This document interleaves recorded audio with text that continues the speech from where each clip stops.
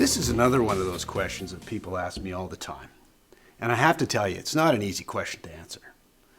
But it's a good one to ask. And if I was you, I'd be asking it. Now, the first thing you need to understand about valuation or worth of your case is that you can't think of ICBC cases as being worth a specific buck.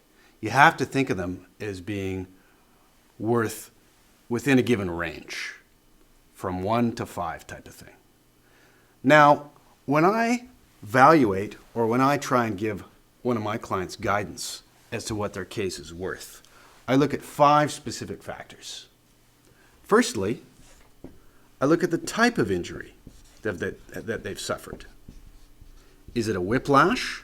Have they broken an arm, broken a leg, suffered a spinal cord injury, or do they have a brain injury? They're very different types of injuries, and the type of injury directly affects the worth of your claim.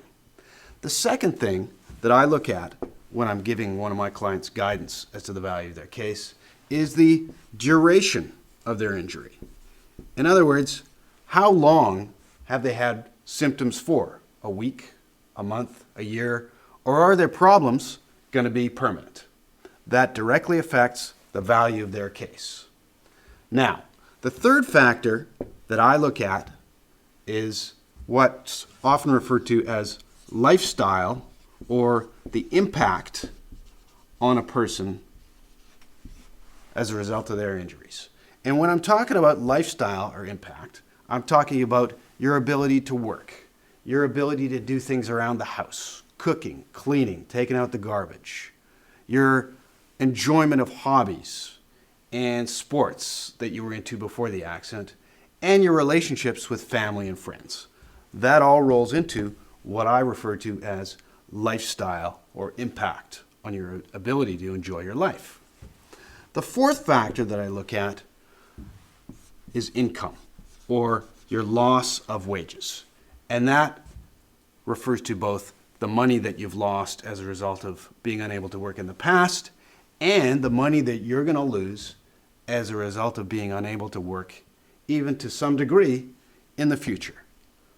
As you can figure, that comes to a big buck if you've suffered significant injuries, and that rolls into the worth of your case. The final factor that I look at when I'm trying to give someone guidance on the value of their case are the medical expenses that they've suffered. And when we're talking about medical expenses, we're talking about costs of medications, costs of therapies, say physiotherapy, massage therapy, those type of things. And whether they've had to pay people to help them around the house, to do the gardening, all these type of things. And this is another one of those factors that has a past component and that has a future component. In other words, if you can't do your own gardening, if you can't cook, clean, do things around the house for yourself, if you're going to have to go for physiotherapy a number of times a year for the remainder of your lifespan, that's going to add up to a big dollar. And all that needs to be taken into consideration when we figure out the worth of your case.